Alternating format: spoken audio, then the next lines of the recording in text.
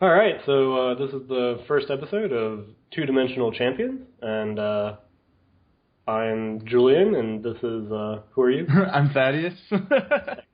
Excellent. And we're going to be talking about different shows and comics and stuff moving on in future episodes. But today we're talking about a wonderful story called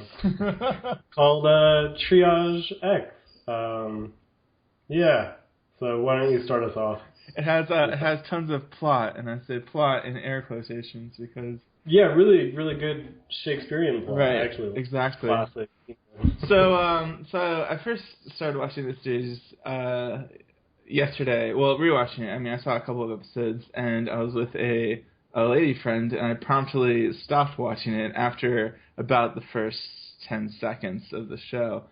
Just because it's really similar to High School of the Dead, right? So if you've seen that, there's lots of tits, and like they're not even like kidding about it, and it can get kind of awkward. But there might actually be plot in it in the show. I'm not sure, but yeah. Yeah, it seems to kind of go back and forth on that. But starting it off, because beforehand, do we recommend it?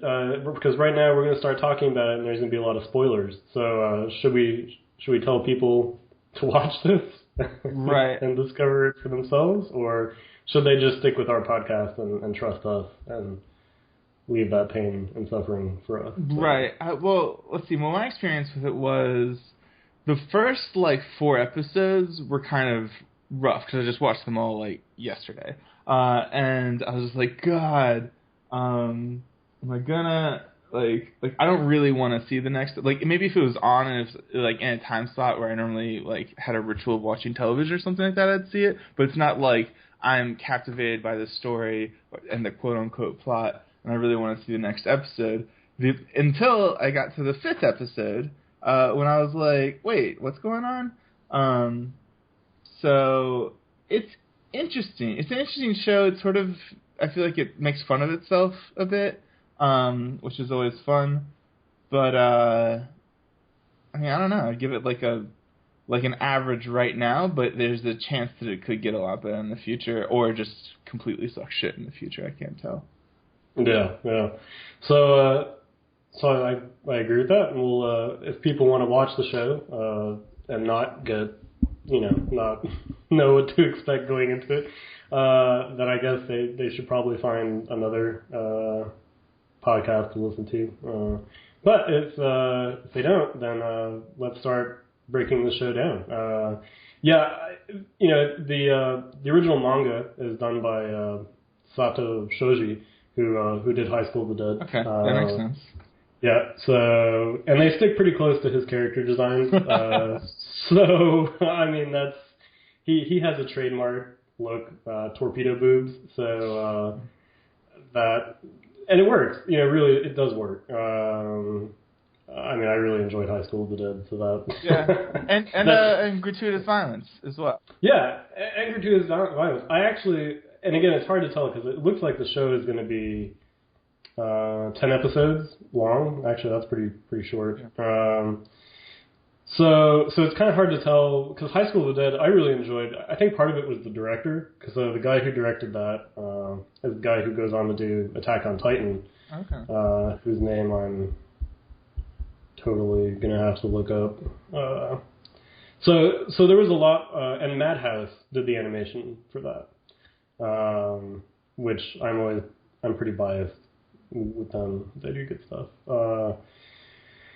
Tetsuro Araki, so he's the director of the High School of the Dead. So I feel like High School of the Dead has a slight edge over Triage X. I think really because it's more fun. Actually, I like the cast a bit more. Whereas Triage X, it's funny because it does kind of poke fun of itself at itself at times, but I think overall it's more serious than High School of the Dead was, or I don't know if you found that. I mean, it sort of tries to be. I feel like the characters have less plot armor. Like, yeah. it's like, oh, here's this backstory and they're dead, or whatever, you know. And I think that's I always like that. Like I like having characters that don't have plot armor, but I didn't really like the fact that I didn't give a shit that they died or not. You know, so it's like, you know, I want to care when someone gets an arrow in the head and then isn't dead and then walks off of a building into a fire. But we that's a later episode. Do you want to just like move into maybe the first episode or whatever? Yeah, actually, because you hit a scene that I really want to talk about. But Okay. yeah, let's get that a little later. So generally, the general story, I'll just read the. I guess I'll read the quick synopsis. Okay. Or the official synopsis from Yen Press. I guess the books are out here. So Mochizuki General Hospital boasts some of the most well-trained. Wow, and well-endowed nurses in town. But though these ladies spend much of their day battling sickness, their after hours are spent fighting a very different sort of disease. Under the leadership of the hospital chairman, a handful of staff members and local teenagers form a group of mercenary assassins targeting the cancers of society and excising those individuals before their wickedness spread. So that's the start. So it's like the standard plot of every anime ever, basically. Yeah. Except for this one, they have lots of like doctor references. Yeah, and actually, I thought that was hilarious. I thought that was really. I mean, I just love that these, you know, they're nurses during the day, right? I mean, and then they're shooting people at night. There's something really. There's some incongruity there. That's just it's just wonderful. Yeah. And the main character, who's I guess Kondo Yui, I can't remember any of their names, so I'm just going off of the cast list. I think that's him. He actually he just seems to be the serious type, and then you find out, of course, during a shower scene that he was involved in a bombing of a medical conference with his best bud, and I think it was his best bud's heart is placed in his body. I think is that what the. There's a mixture of organs that basically saves him, but his friend dies. Right. So there was an explosion. He basically took all of the body damage. It was my impression, but then like his friends got hit like brain trauma, and so then the friend's dad, who's like the boss, put them together. And he assigned his own son the Black Label, which is, you know. Oh, right, yeah, the Black Label, which is for people they're going to kill, basically. Right, which doesn't really make sense, because his son didn't really do anything wrong. He No. just got hit by a rock in the head, so why not just, you know... He must have said something mean to him, you know, or something like that. Son of a... You never did your fucking homework. I'm going to assign you the Black Label. Yeah, his son was probably like, you were always trying to be Gendo from Evangelion, so fuck you know. Exactly. He was like, but that's my job, you know. Right. And he really, the chairman he's really wonderful because he really does act like Gendo. He does the hand thing. He has the big desk that he's always behind. And but what's funny is he looks more like Fuyutsuki from Eva. So it's almost like Fuyutsuki finally got. He finally left Nerve. He finally like found his own career, and he was like, you know what? I'm tired of Shinji hogging all the babes, so I'm gonna be a doctor. I'm gonna be the chairman of a hospital that apparently only employs women with certain sizes. So certain characteristics. So he's pretty funny because I mean, he's dead serious, but I found myself laughing with most of what he said because he was so serious about the Black Labels and like with the medical terminology referring to these gangsters, and especially he does this speech about shadows. Right. I think it's like episode 4 or 5. That was priceless because it was just one of those statements where it could apply to anything. You know, it's like he could be talking about.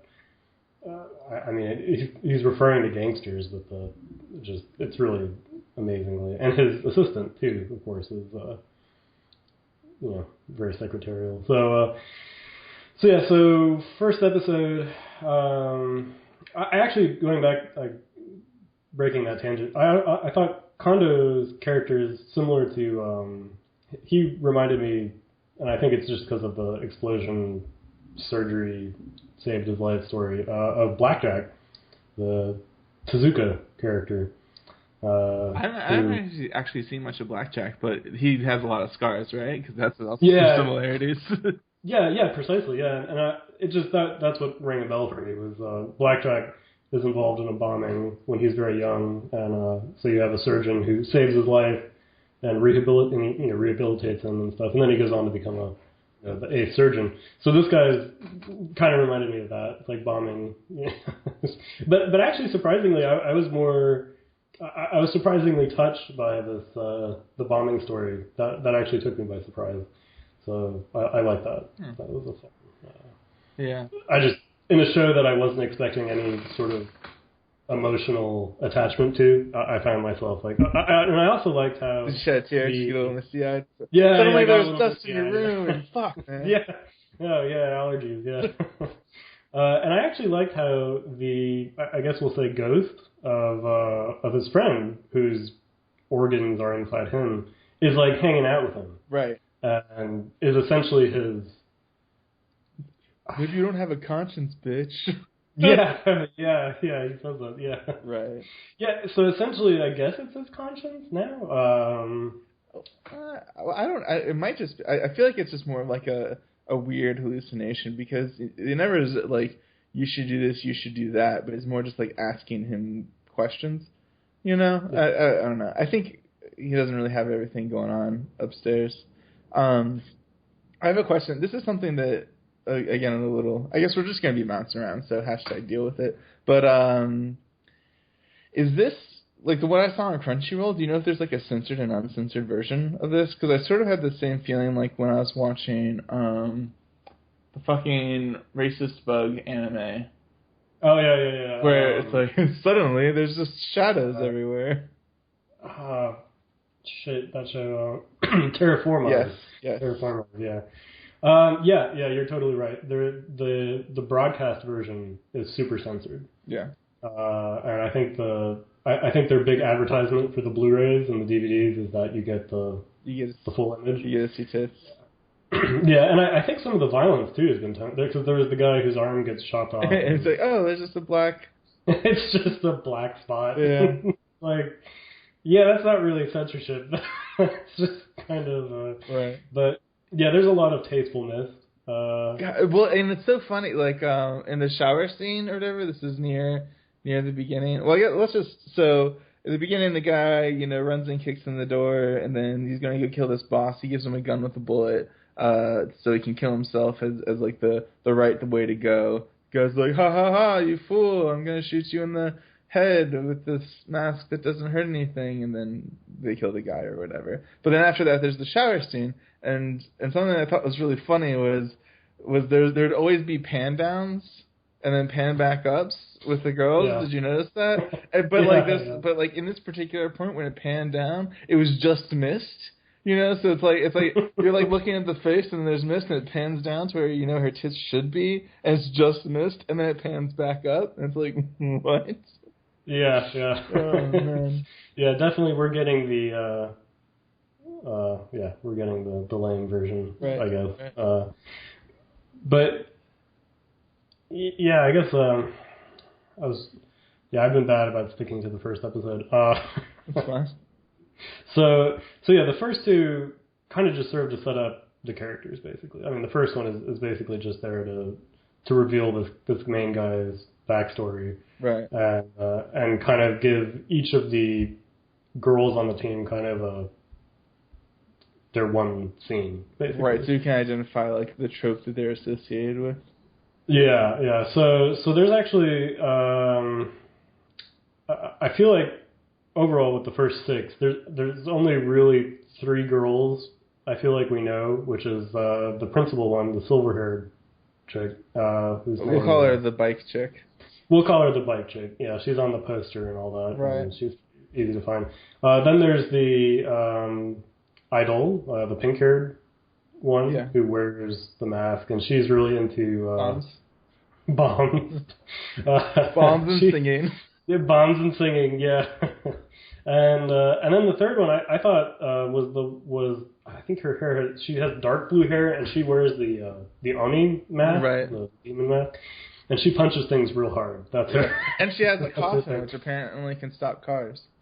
Yes, that was remarkable. That was really cool. Yeah. And then there's also like the nurse samurai like woman sword wielder or whatever. Yeah, and they hint at like her character because she's the only one with a tattoo, right? She's the only one with. I was wondering if all of them had like a tattoo because they alluded that like all the characters had died and were brought back from this doctor, but like they haven't really followed up with that. They said that the bike chick was with her brother when he got in a bike accident, so maybe that's why she's so into bikes. I don't know. Yeah, and that was the whole thing with the two-parter in episodes 3 and 4, or was it 4 and 5? Was it? Yeah, no, 3 and 4. Was her the katana bike was her brother's, and that's why. Yeah. Oh, I totally missed that. Oh well. But yeah, probably. Yeah, exactly. Yeah. And so that was the brother. And what was the? Did we learn the Idol girl's backstory or? Well, I mean, I don't know. I didn't see the sixth. Not up to the 5th episode. I didn't see the 6th episode. I'm gonna say I don't think we did. Okay. I watched 6 yesterday, but I don't remember seeing that. Right. But I may have missed that, maybe. So really, it's funny, if it's only going to be 10 episodes, that we really haven't found out much. This almost feels like, at least 13 episodes. Almost like a prequel? Like, there's just enough time to introduce the characters and it'll be over sort of thing? Yeah, because in each episode, usually at the end, they have a little blip with, I guess, who are the main villains of the series, which is another team of women who we don't know anything about them. Right. Actually. Okay. But like the first time it showed like the short guy with like the big tit ninja, and then but then like later on they showed like these like 2 girls that look like twins or something like that, and I don't know if they're connected or not. Do you know if they are? Well, at least I don't think that it was clear up to that point. I don't think it was clear. It seemed like because there was the one girl who's at the computer who kind of looks like an evil Cece from Code Geass. Yeah, that's what I thought. But they haven't done anything yet. So 6 episodes in. I mean, so I'm hoping they don't. Well, I'm not going to watch any more of it, but I'm hoping for the people who are really into it that they don't just show up I hope it's not one of those asshole endings where it's just really, because it seems interesting. I mean, it seems that's where the real conflict is. Because otherwise the Triage X team, I mean, they're dispatching people pretty easily. I'd say their biggest professional problem is that they have a tendency to talk to the people they're going to kill before they kill them, which I always feel like is like action movie rule at least number 3. I mean, I guess if they just kill them at the rate in which they kill them when they decide to kill them, then these would just be like 5-minute clips. The episode would just be. Yeah, it's like be 10 minutes long. It's like there's a building full of enemies. It's like 2 minutes later, and now they're all dead. Yeah, because they spend a lot of time making sure they know these bad guys know that they're bad guys. That they're bad guys and that they're doing the right thing, which I actually thought was kind of interesting with that. Again, with the 2-parter with the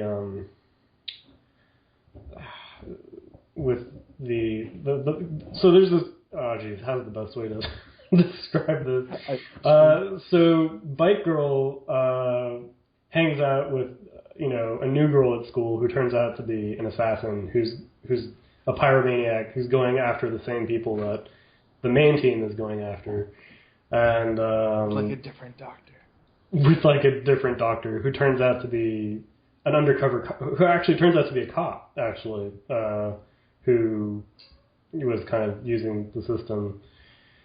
And he was just crazy, wasn't he? I kind of want to say that there was something more going on there, but I feel like he was just nuts.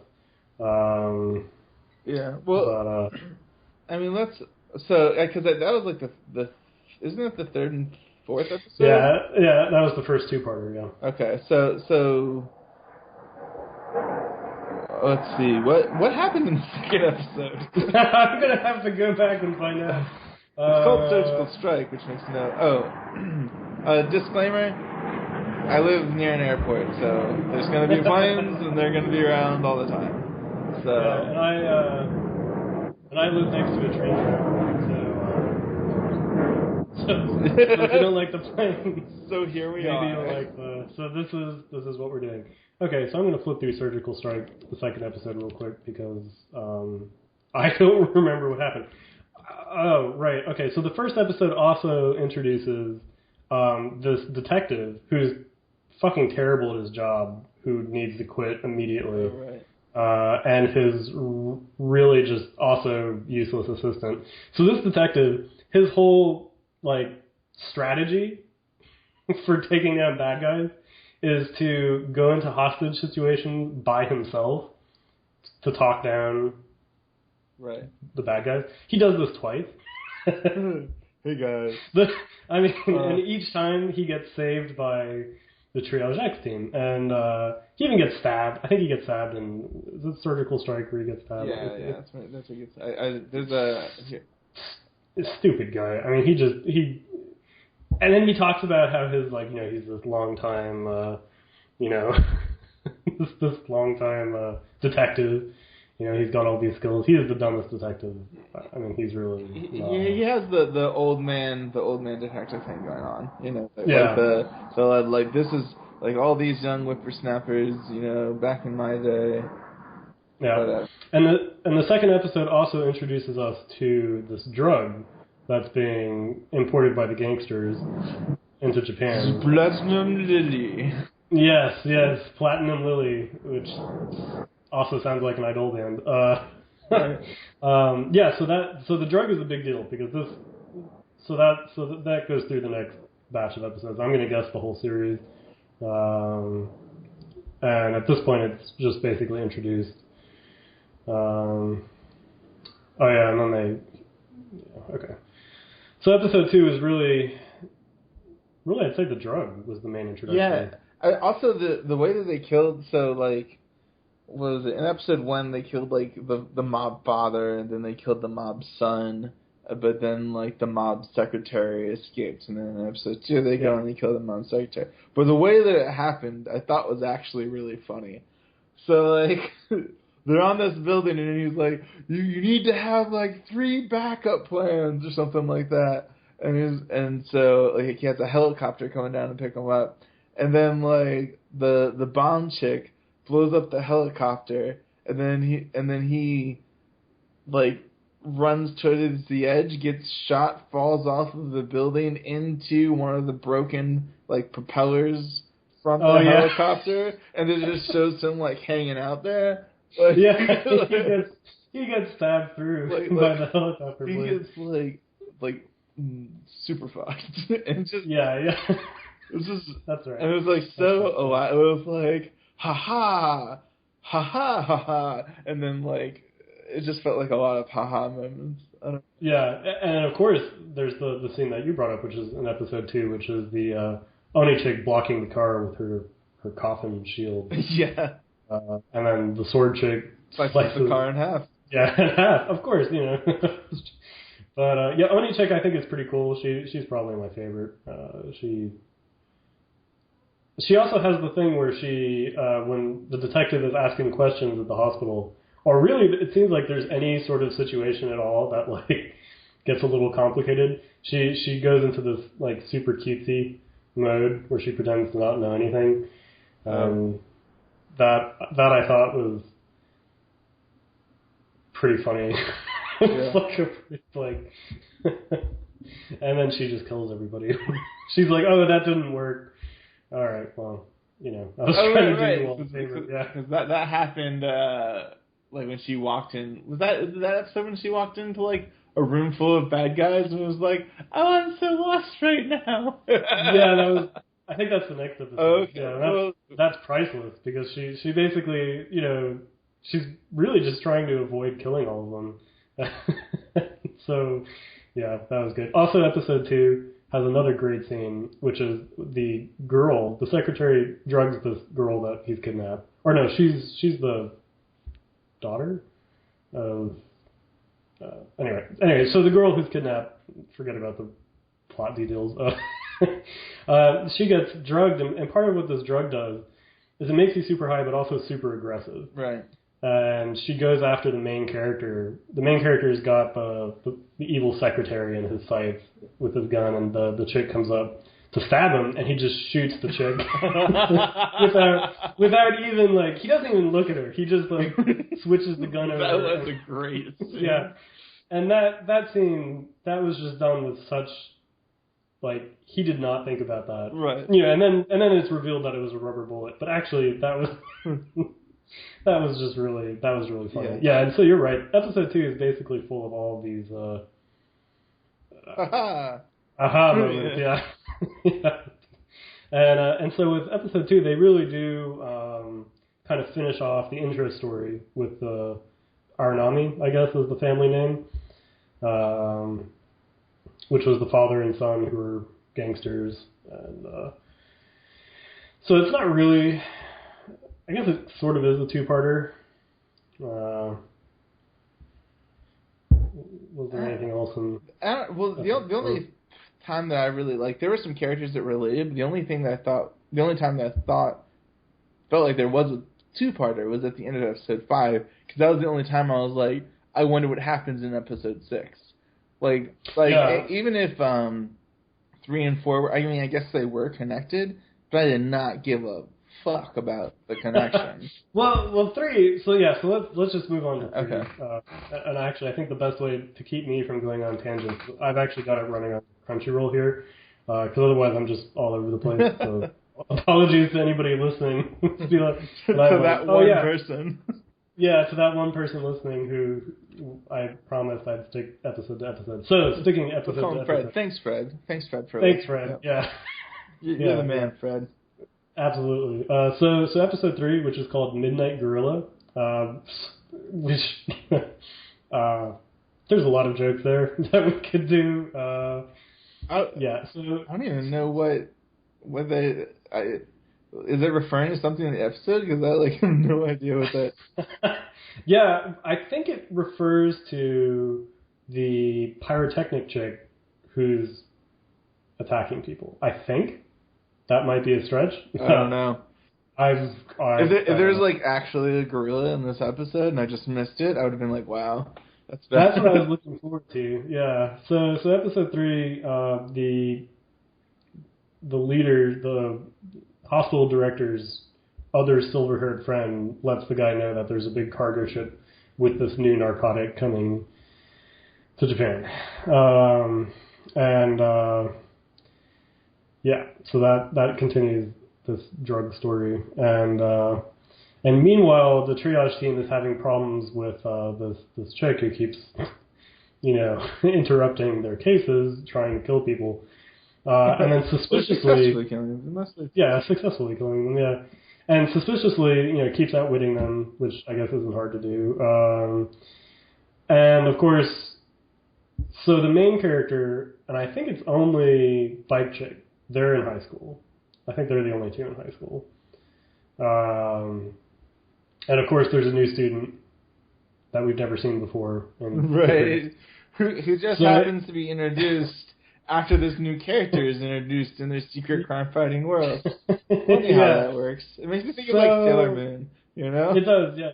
So I think chances are high that this is going to be the same person that's interrupting their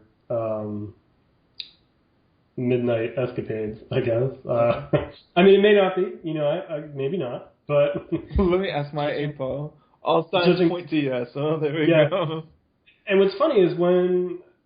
I'm going to see if I remember this correctly, but when they first encounter Flame Chick, or maybe one of the previous times where Flame Chick is... Yeah, okay. So earlier in the episode, before Biker Chick meets not Flame Chick at school, Flame Chick sees Biker Chick during the mission. Now, all Biker Chick has to protect her identity is the protective eyewear that she has. Right. That's it. So she's not really worried about people seeing her. Like it's not like the full mask like main dude has. So they see each other, and then they don't know each other at school basically. I mean, maybe the fire chick knew, or do you think she didn't know? Well, later she talks about it.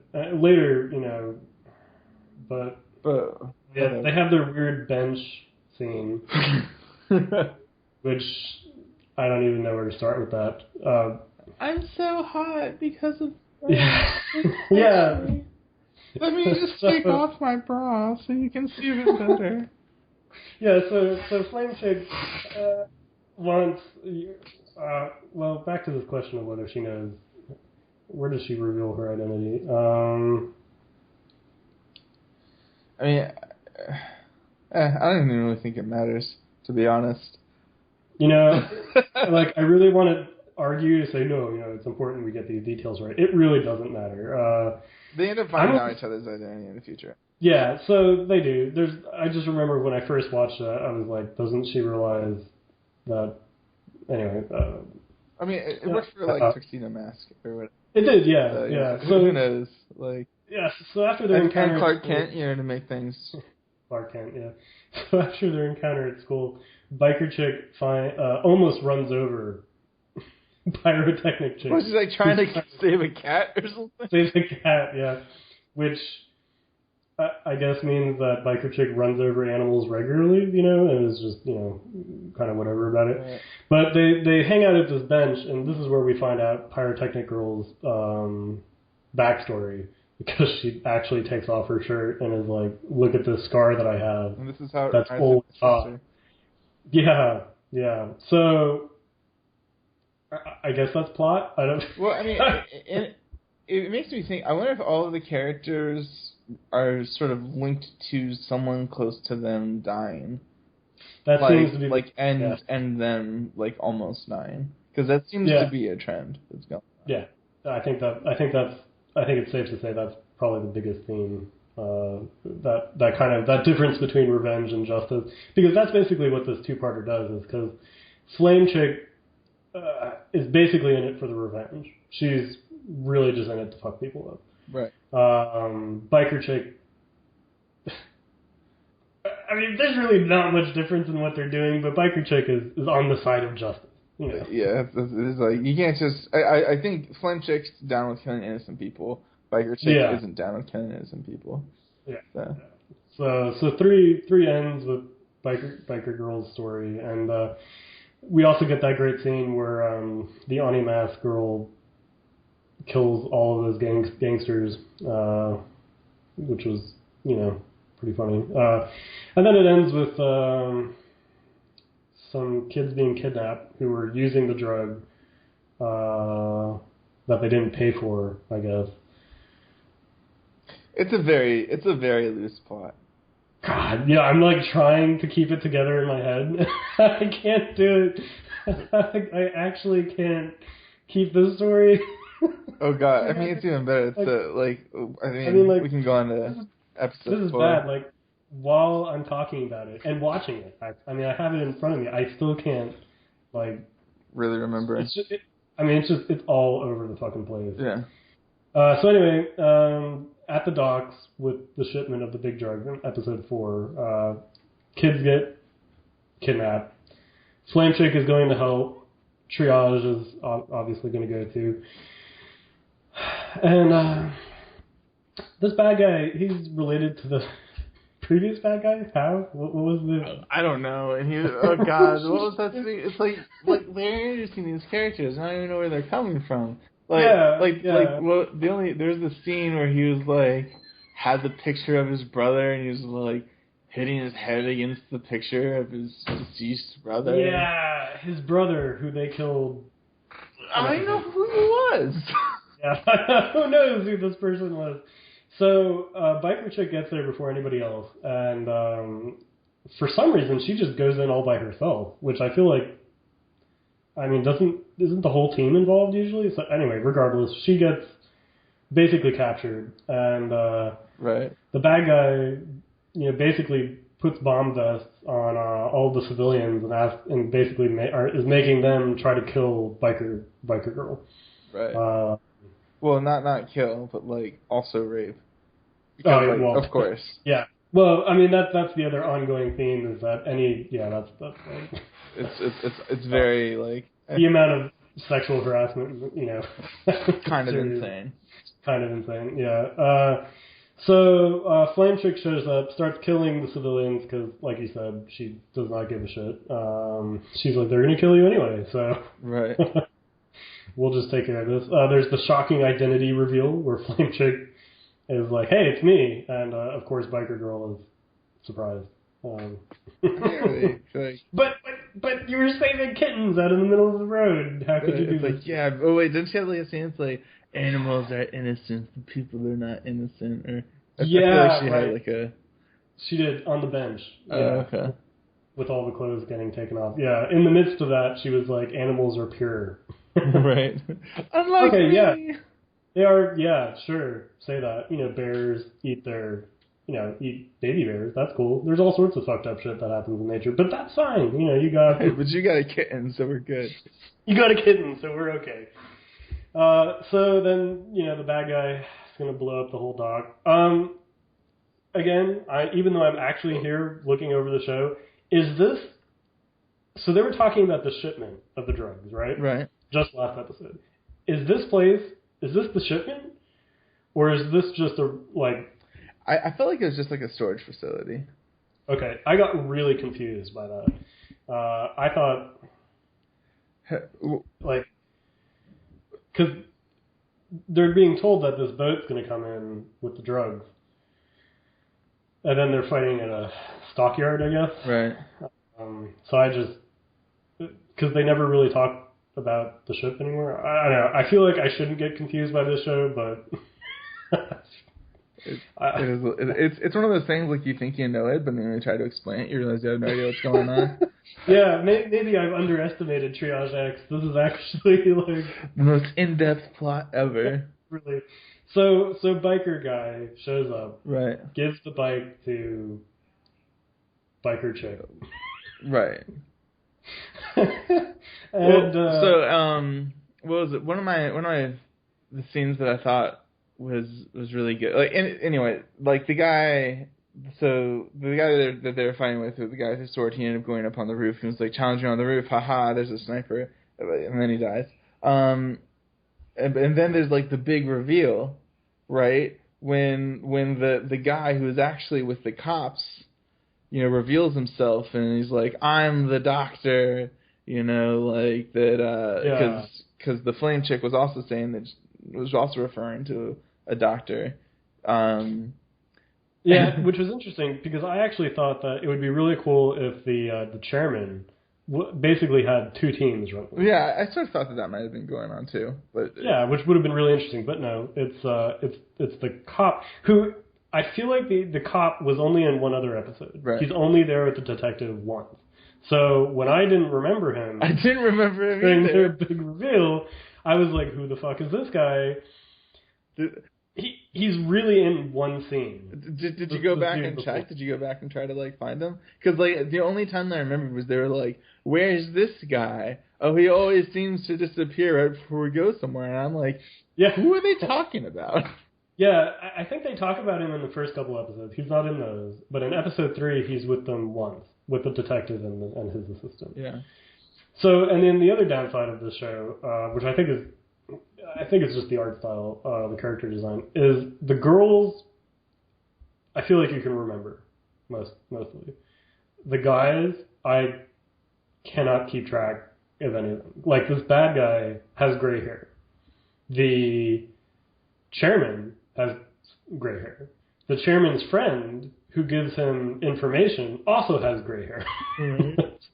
They all kind of look the same. The artist is like, doesn't have tits, doesn't matter. Yeah. The only difference is that their hair length is a little different, but basically, I cannot keep track of them. So anyway, the bad guy who has silver hair, Basically, the team shows up. The triage team shows up. They rescue all the people who are kidnapped, who look way too happy, by the way, for what they just went through. Right. It seems like the gray-haired bad guy is destroyed or is killed when he gets.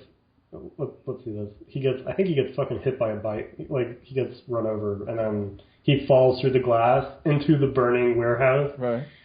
Into a box. Oh, I forgot about it. Yeah, I feel like his sniper plan of like, haha, you got me, but I have snipers targeted on you, and if I give them the signal, I feel like the signal should have just been skipped. I was like, if you see people on the roof with me, shoot them. Right. Anyway, so I'm watching it here, and he's gonna, let's see. Yeah, she says the bike goes from 0 to 100 in under 3 seconds. Oh yeah, and just nails him with it. And then just she actually hits him, and she what's that move called? Anyway, so he looks pretty dead, but then the girl is the pyrotechnic girl is like, no, I still have targets. I'm gonna burn everyone who's evil. Jeez, this show gonna make them feel the same pain my sister did because she died in the fire. There's this discussion of revenge versus justice, which is that big theme you were talking about. Biker chick says you're just being manipulated by the doctor who's telling you to do shit. And then pyrotechnic girl looks a little unsure about what she's doing. And then the doctor guy comes out and it's like, haha! Yeah. And you're like, who are you again? Right? Yeah, which leads to, I think, the most ridiculous scene in the first 6 episodes. Right. Which you referenced a little earlier, and which was absolutely the number one thing I wanted to talk to you about with this show, which is the doctor reveals himself. He turns out to just be this fucking cop you've only seen once. So who yeah. Oh, and the bad guy comes back. I forgot about that. What? How did he survive? How did he survive? And how did he climb back up? Right. He just jumped. Yeah. So his snipers got taken out by the triage team. So yeah. Oh, jeez. But anyway, so the doctor then takes this crossbow that he randomly has, and and he talks about how he's been giving the chick. Do you say like my meat popsicle? I've been giving her like my meat, I've been dosing her with my meat stick, and then refers to them having sex. Like after he killed the sister, and then shoots her in the head with the crossbow. Yeah. So the true bad guy, the doctor, he stabs the silver-haired bad guy in the chest, so he's dispatched rather quickly, and then we totally forget about him. Oh, God, yeah. How do we talk about this show? Seriously, I don't know. Yeah, so he tells this girl that he made everything up. Yeah, and I'm watching the scene where he shoots her in the head with the crossbow. That's a direct headshot. Right. That's right between the eyes. Right. That's... There's no way she's getting up from that. Spoilers.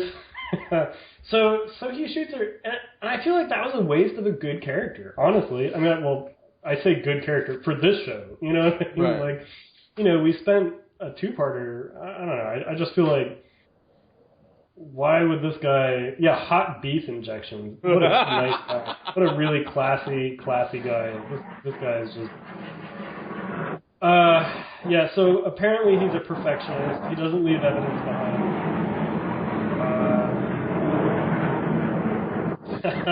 Playing. Yeah,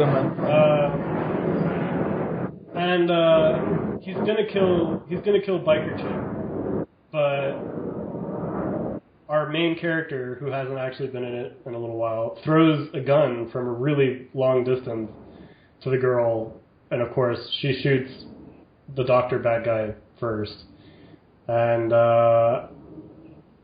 he dies. And do you want to say the amazing thing that happens after that? Does he just fall in the fire? Yeah, but then the best scene happens after that. I mean, I'm glad when he gets shot, he's like, everything has an end. You know, the day will come, you will realize that your ideals are pointless. Every fucking bad guy has to say this, you know, when they die. Exactly. Oh no, it blows up. Something blows up, and he goes off with that. So there's a big hole. But then the girl who was shot Right. in the head with a crossbow fucking gets up, and has her last speech, because I guess she can't go down without...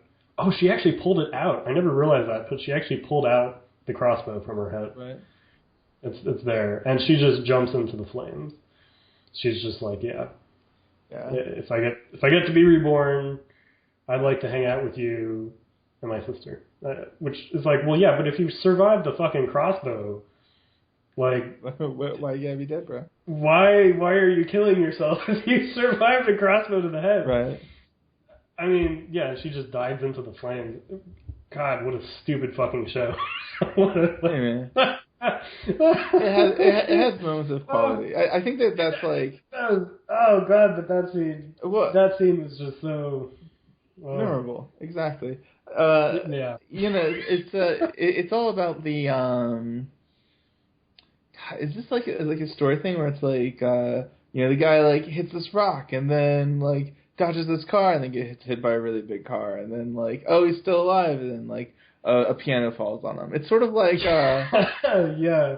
Oh, it makes me like Acme or whatever, like it does feel like Looney Tunes. The Wile E. Coyote. It's I think Looney Tunes is a great way of describing it.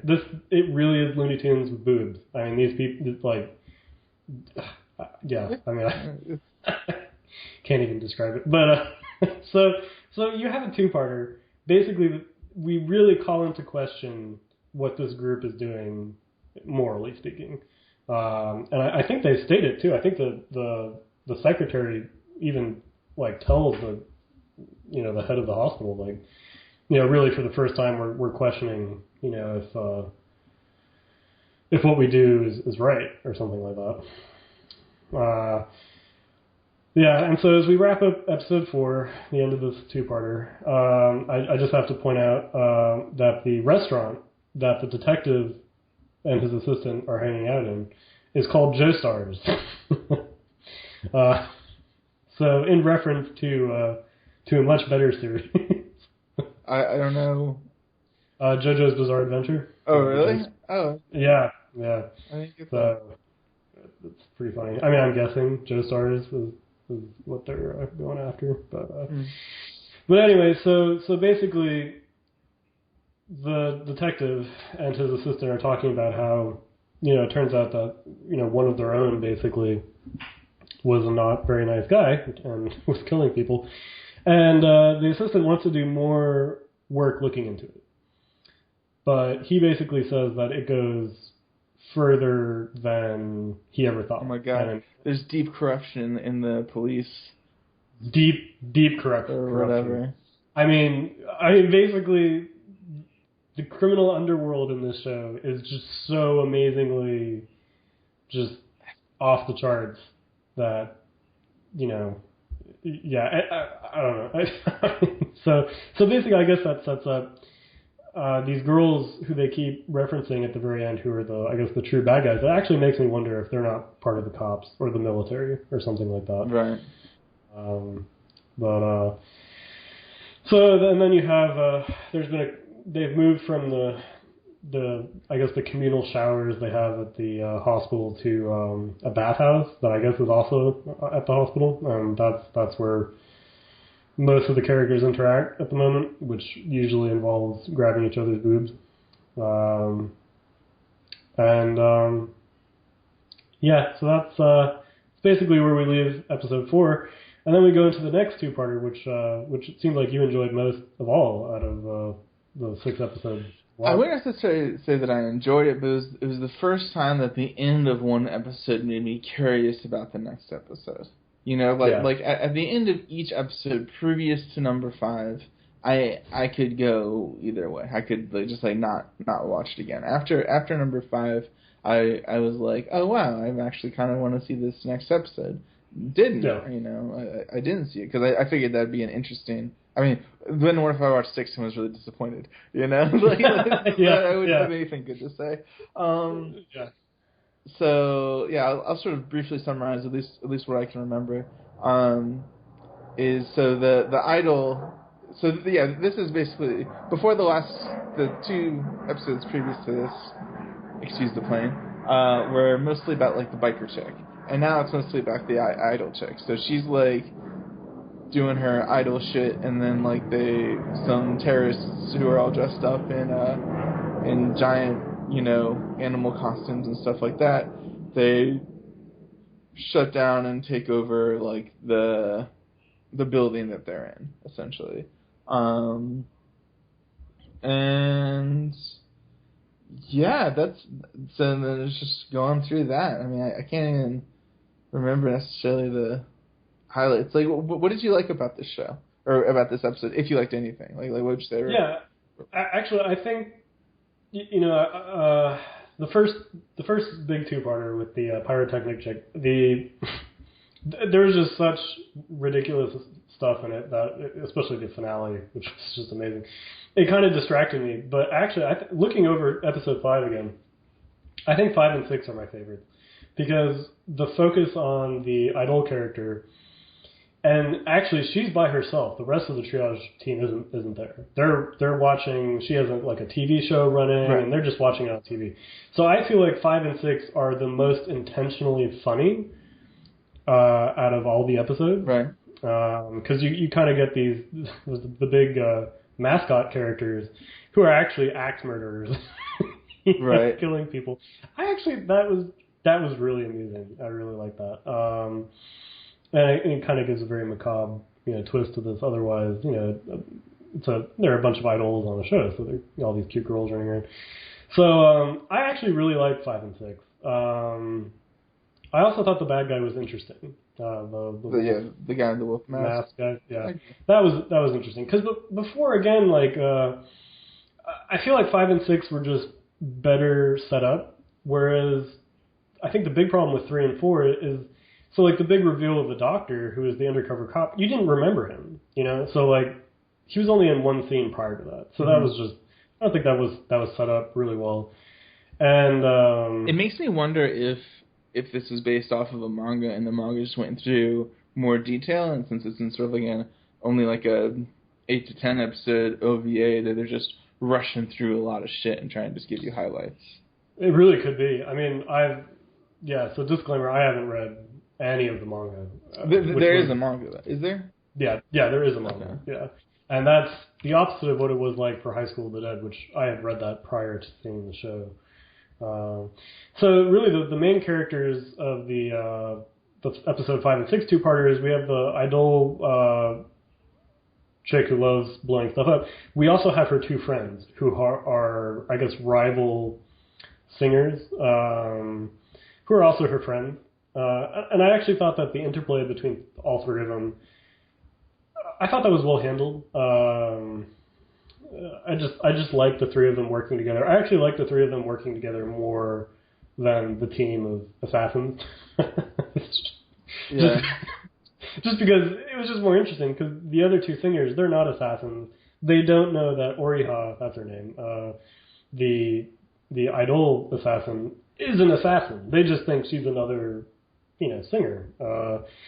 So I like that. I thought that was a really fun, and again, intentionally fun. Not the weird stuff that was going on in the previous 2 episodes where it felt like it was, well, really, it just felt like that it was fan service first, and then they were like, yeah, I guess we should have some sort of a story. Right. That goes through it. This really actually felt, 5 and 6 actually felt more like High School of the Dead for me, which was, there was at least stuff going on that you could keep track of, So this team of terrorists take over the building and shut down all the power. And what's fun about that is the rest of the assassin team, they're watching it on TV, and they're kind of helpless because they just, the power goes out, the connection is cut off, and there's nothing they can do. So I liked it, basically. Okay. Much more so than the previous, Yeah, it makes me wonder, and so this is what I'm not. I mean, the show's ridiculous, but you know if you're able to get past the first few minutes of the first episode, then it's a ridiculousness that you can sort of get behind. You know what I'm saying? Yeah. Like it's something either you're really offended, or and just sort of bothered and disturbed, or you're not. I mean, it's really easily, I'd say, to be offended by this series. Oh yeah. But I think that there could be some hidden sort of quality things to it. Like, I'm not even like joking. Like, you know, it could actually get better. I would say again, similar. It's really, really similar to High School of the Dead. It's in like really easy to be offended by, but it definitely had some highlights. Yeah, and I think. Yeah, I agree. I mean, the show. I think. Yeah, I mean, there's a lot to get offended by, but I feel like at the same time, even though I don't have a lot to say about that, because it's just like, well, you know, I can't really defend it like that. Right. But I agree with you. I think the parts of the story where they're actually, you feel like they're having fun, that's where it works best. And there's the scene that I'm watching right now, which is the first battle between the three idols and this guy in a bear suit who's trying to cut them all up. Right.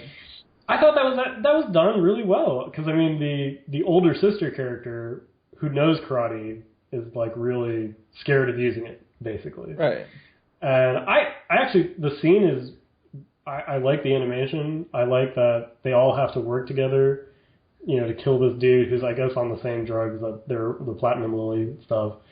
And you know, well, the finishing move was so the karate chick was afraid, right? So then she ran and did a kick, and then the bomb chick could tell that the kick wasn't gonna hit him, so she moved the guy into the kick in order to. Yeah. So it was like a way of having because I mean I was always thinking that the bomb chick was just gonna do some kung fu and take him out, but instead she like used her sort of assassin experience to help take out the bad guy while still sort of staying quote unquote undercover, you know, which is cool. Yeah, and I thought that I really liked that scene because the other thing that's cool about it too is I felt like that was a fight that had stakes too, you know. Right. Because before, when people were dying, you know, a lot of the bad guys were taking out really quickly, and there just wasn't a lot of. I mean, you knew these characters, the main characters, weren't going to get off, you know. Right. Whereas, you know, the two other her friends, you know, they're not in the opening or anything like that. You know, I mean, like, I don't know what's going to happen to them. And actually, another interesting point is the guy who they defeat, who is in the bear costume, also has white hair, which I guess I'm going to guess that they're alluding to the fact that if you take this drug, it turns your hair white. Maybe. Maybe. The only reason that it stood out to me that he had white hair was that they were like, he has white hair? Yeah. Similar to when that one guy was missing, like that he even existed. They were like, oh wow, this guy's missing. And then he was like, haha, I'm that guy. Like it's like just because of the dialogue makes it seem as though it's important, but you don't know why. Yeah, exactly. You know. And of course the guy in the wolf mask, the main bad guy, he's an associate of the dude, the guy that they killed last episode, not the detective who was moonlighting as the sword guy. The sword guy, the other long gray-haired guy. So it also seems like basically somebody comes back in the next episode who even tangentially knew the previous guy who was killed in the last one. Yeah. That's another funny. So moving on to episode 6. Well, just because. Oh, no, sorry. Because I haven't actually seen 6, so like, I guess just give like a brief, like maybe summary, but of that, and then like I'm just gonna go watch it later. But like how did you feel about that episode without going into too much detail? I actually thought it was a decent conclusion for the previous story. Okay. And we find out a little more about Oriha. That's the bomb girl? Yeah, the bomb girl. And yeah, I actually, I mean, if you don't watch any episodes of this show, just watch 5 and 6. Because it really gives you everything you need to know about the rest of the group. Because the group still has to come in and with the cops and kind of save everybody. And the main character, who is strangely ignored after episode 2, he kind of just falls into the background. He gets a big scene at the end, and Oriha is really forced to kind of make do with her skills, even though she's kind of hamstringed by the fact that she doesn't have her teammates. And she also can't reveal to everybody that she's an assassin. So yeah, actually, 6 was fine. And we find out who the bad guy is. That's actually an interesting reveal. And then we get kind of a Daredevil sort of fight at the end of it. Okay. So actually, yeah, I mean, it was a good conclusion. I think much stronger than the previous 4 episodes or whatever. Yeah. I mean, I feel like the first 2 were fine for like introducing the story, and then 3 and 4 were just like a real crazy. It was. Those were the only ones that really made me like go back and be like, oh my god, like what have I done? How do I come back from watching this? Basically, but yeah, 5 and 6, I think were worth it. I mean, really. I mean, again, like I think you put it really well, which was if you're not offended by this series, and by the stuff that happens, either to the women in it or just how all the main characters are shown. If that doesn't bother you, then 5 and 6, I think, out of what's available right now, easily the most fun out of the first batch of episodes. And plus, I just like Oriha's character. I just think she's, It reminds me, we didn't talk about this, but the way she's introduced was like there's a bunch of mobsters running up these stairs, and at the top of it, she does like this little song and stuff. She's like, da da da da, and then she's like, and if you move forward, then you're gonna die. And then she and then she goes runs away, and then they move forward, and the whole fucking stairwell is rigged to blow, and then blows up. And then meanwhile, she's in a parking lot, and it's like, oh, is this your car? And then the person's like, oh yeah, and she's like, okay, sorry about that. Ah! And then like skates away, and then the car fucking blows up. So she's yeah. Yeah, she was skating in the background before that, right? She was just like rolling back and forth. Yeah. She's a great character. I think she's a lot of fun. And I feel like she's more interesting than the bike chick, because I think a big weakness to episodes 3 and 4 is that the biker girl just isn't very interesting. Yeah. I mean, she has the story with her brother, but after the story of the main character, whose best friend gets, basically shields him from a bomb blast, it just didn't have the effect. You know what I mean? It just didn't. I don't know. I just feel like the biker girl story was kind of completely kind of subsumed by the girl who was catching everybody on fire with who was getting the battle. Yeah, it was a more interesting character. You got shot in the head, then wasn't shot in the head, and then fell in some fire. Yeah. I mean, much more interesting than the biker girl. So I feel like Oriha is just, she, and then I think the one with the Ani mask. I mean, they're more interesting because I don't know. I feel like they're more fun. Do you think so? Now, I thought that the first 2 episodes were just and that the main dude was just the main character. But now that I think about it, the first 2 episodes are just about the main character, and then 3 and 4 is about the biker chick, and then 5 and 6 are about the bomb chick. So it seems like they're pairing a character for 2 episodes. Because after 1 and 2, the main character, even though it even shows his love interest at the school, but then he doesn't show up anymore. So I think that Do you know if like the next two are maybe the Oni chick or? I hope so. I mean, I'm not sure. Oh, but if they were, would you watch them? I absolutely would. Yeah. So there you go. So maybe it's just slowly progressing. It's just it has a weird pacing to it, I think. Yeah, I mean, because the girl that the main character likes, her dad runs the tea shop, right? Like the little coffee house place. Right.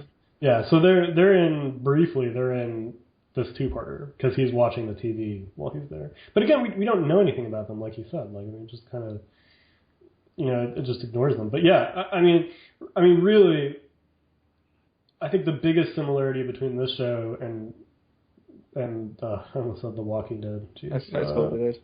High School of the Dead.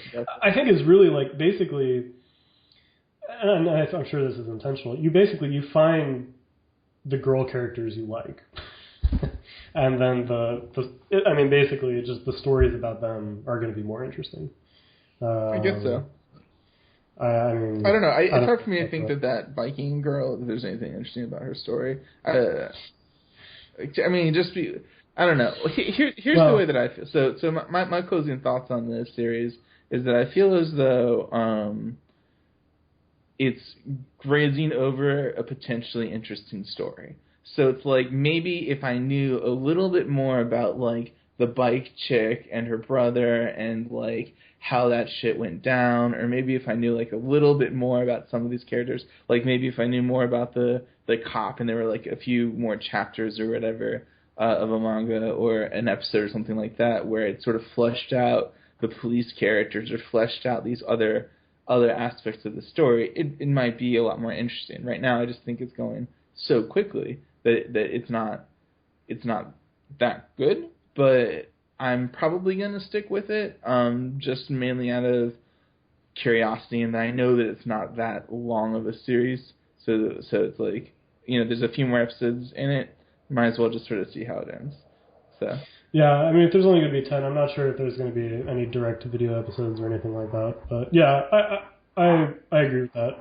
I mean, I think it's just moving so fast, and I haven't read the manga, so I'm not really sure what, if there's anything more there. But yeah, I agree with that. Yeah. I think that's a good way to summarize it. So you wouldn't necessarily... Is it one of those animes that, like, you'll watch, but you wouldn't necessarily recommend to your friends? Is that, like... Yeah, I mean, well, actually, hang on, I gotta pause this for a second because I've got a train coming. Dude, I haven't paused it for the plane, so you get the train too, man. All right, so we're back. Yeah, I feel like, this is one of those shows that you don't. I'm not really going to recommend to people, but I would watch it. I mean, especially since, again, it was kind of similar with High School of the Dead, which was, it's very obvious what it's there for, and I mean, it kind of wears that on its sleeve. And that's fine. I mean, basically, like Oriya and the Oni Mask Girl, and they're fun. And like you said, I think there's an interesting story that's possible that I think they're just either rushing through or it was just mismanaged by the author in the first place. I mean, that could be. But there's there's the chance for something more interesting there. Right. So yeah, I mean, again, it also kind of comes back to who you would recommend this to. Right. I mean, because if I'm like basically someone who's seen nothing but Ghibli movies, I'm not gonna point them in the direction of this show. Right. But at the same time, especially for people who have seen a lot of anime and who just and aren't bothered by certain depictions of gender, I guess. Right. I think it's fine because I mean the show really knows what it's out to do, and it's really about one thing. So it has no issue with offending people either. No, it has no issue with offending people, and honestly, this show is not nearly as offensive as some other shows I've seen. Yeah. During the many years I've been watching anime, so this really is very light. on the You don't know where on the I've stuff been, that. man. Yeah, it's like you don't know what I've seen. And I guess the other thought I had is I wish there was more of a focus on weaponry. Do you remember the show Jormungand? Nope. Okay, so that show was basically for military otaku. There was a huge focus on guns, the gunfights, and stuff like that. And I actually thought, it would be more fun if there was more of a focus on either the tech that they're using or just on the fights in general. Because at the moment the fights are going by so quick that really it just comes down to them briefly talking to the bad guy before they blow his brains out. You know what I mean? It's like, so it would be nice if there was a little more there, but I mean I think the studio that's animating it is I'm gonna totally butcher their name, Xebec, I think Xebec. They've done a lot of series and stuff, and generally they're fun. They actually did I think the last show of theirs that I watched, the newest incarnation of Space Battleship Yamato. And honestly, the work is fine. I mean, especially for a fan service show, I feel like the animation quality is just higher than a lot of other shows of this. If only Blade of the Immortal had this. If only Blade of the Immortal was comfortable enough with being this offensive or having this level of quality, then. The saddest thing is that this show definitely has a higher budget than anything near what the Blade of the Immortal anime had. That just breaks my heart. But as a disclaimer for anyone who has no idea what we're talking about, Blade of the Immortal is a fantastic manga. Like I would say one of the best, one of my favorites, hands down. And then they did this anime for it, and it was so awful. It just it broke me. It broke. I think that I just stopped watching anime for 3 months. I was so just destroyed after the first half, after the first quarter of the first episode. I could not any longer. I had to take a break. But if you haven't seen Blade of the Immortal, check it out for sure. Read it. Read the fuck. Yeah, do not watch the anime. Do not watch the anime. It's really funny because a lot of there's a lot of anime that has at the very least the first episode that's really well animated or something like that. There's something really cool about it. Yeah. And Blade of the Immortal didn't even get that. It didn't even have an interesting first episode. It didn't have an interesting first quarter of the first episode. No.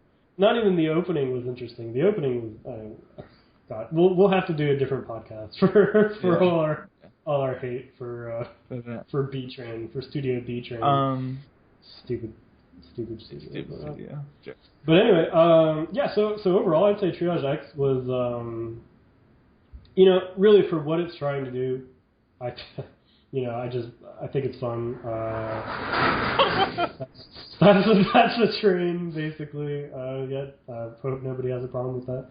We didn't, we only promised. Did we even promise stimulating discussion? I don't know if we did, but let's say we did. But I did not promise that it would come without trains and planes. Trains and planes. So I'd say this show, I'm definitely going to see what happens next, even if it's just skimming through episodes, or I'm kind of interested to see if they do anything with I guess that rival team. Right. We don't know anything about them, but and so I guess the last thing we'll talk about is anything notable about the opening or ending themes? Oh, I don't pay attention to that shit. I watched it once and then skipped it, and the ending theme was just. No, wait. I think was it the ending theme? There was one where there was the chick on a bike, and then there'd be a scene where her body doesn't move but her boobs jiggle, or her body moves and her boobs don't jiggle, and it would switch back and forth. And I thought that was funny. That was the only thing that I paid attention to on either of those scenes.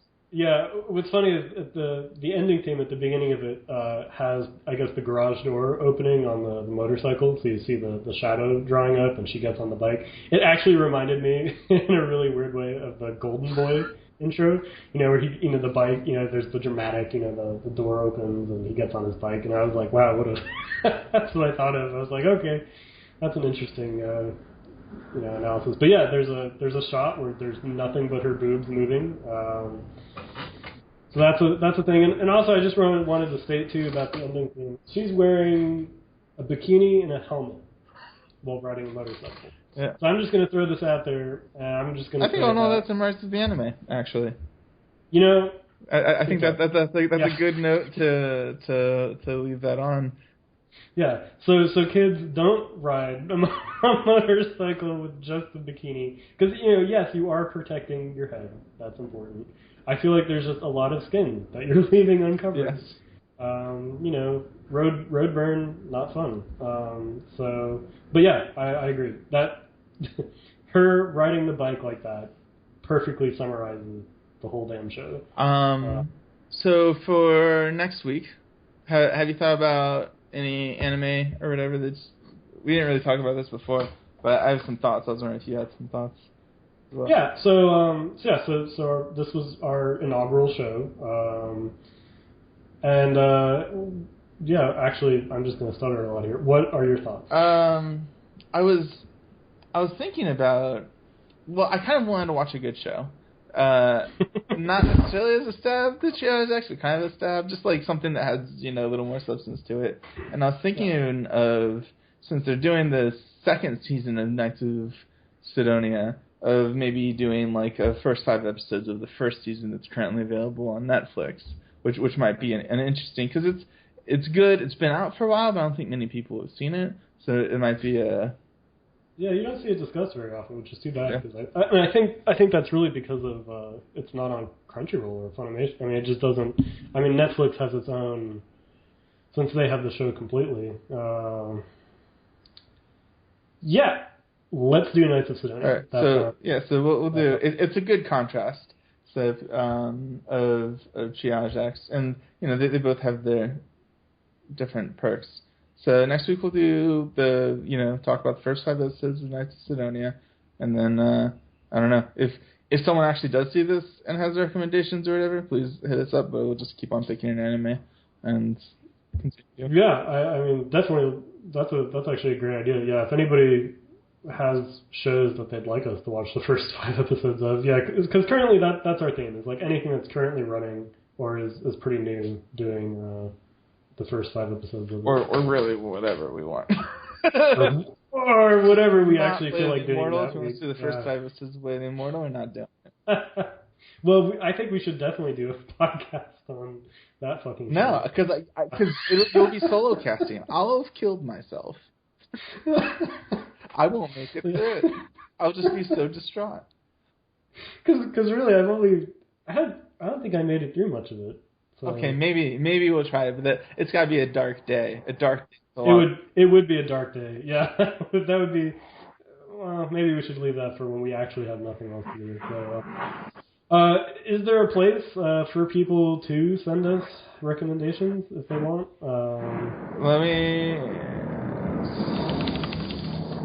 There will be a website that we just don't have yet, but we'll have that for next episode. Yeah, so we'll say for next episode we'll have a place that people can maybe comments if this is going on iTunes. Maybe. Yeah, it'll be going on iTunes, so I guess. Leave comments there, and then we'll actually have like a website or something like that too. And if you don't like the show, definitely. Just go fuck yourself. Right too. Yeah, no, right to us too. Right. If you have any ideas, suggestions, improvements, etc. Yeah, and I promise. Well, maybe I shouldn't, but next week will be more. I'll be more organized actually, because I was all over the place this time. But I mean, I'm gonna just say in my defense, as I was saying before, Triage X is just all over the place. So that's gonna be my big defense for being all over the place. Right. But yeah, so I think. So do we do what, thumbs up, or do we do like stars, like 5 stars? Whatever average is, I'm giving it average. It's sometimes I mean, I don't know if this like applies to other people, but I'm in a mood where I like watching anime and I'll just finish it, and it's not like I don't even know why it happens, but it just happens. So it's like it's not really good, but it's just good enough. And there's enough good points that I'll like go through it all. But you know, not particularly captivated. And I'd say that that's exactly what Triage X is for me. Yeah, I'd agree with that. Yeah, I mean, yeah, totally average, but definitely, you know, if you're especially if you're playing a video game, you know, it's good to if you need something in the background, you know. If it hits your niche, you know, then it's good. I tried watching it some when I was doing other stuff, but you really can't follow what's going on. I mean, like, if it's hard enough to follow when you're actually watching it, there's no way. Yeah, I mean, really, I'd recommend it for people who are looking for careers in medicine. Actually, I think this is a great show. Ridiculous. Just to get people ready for med school and that whole experience. I mean, I really think that's you know, and actually, I think that's who I would recommend it to is people, you know, looking to get go into to that a serious path in life. Yeah, because I think you know, definitely in how Triage X, you know, depicts the patient-doctor relationship, I think is a great way of doing it. Yeah, so we'll say that. Yeah, that was a strong point of the series. So, thank you. So, it was a good episode. Yep. And thank you, Thaddeus. And that was the first episode of our show. So thanks to everybody who actually listened to almost 90 minutes of that. So thank you, and we'll see you next week. See you. Bye. All right.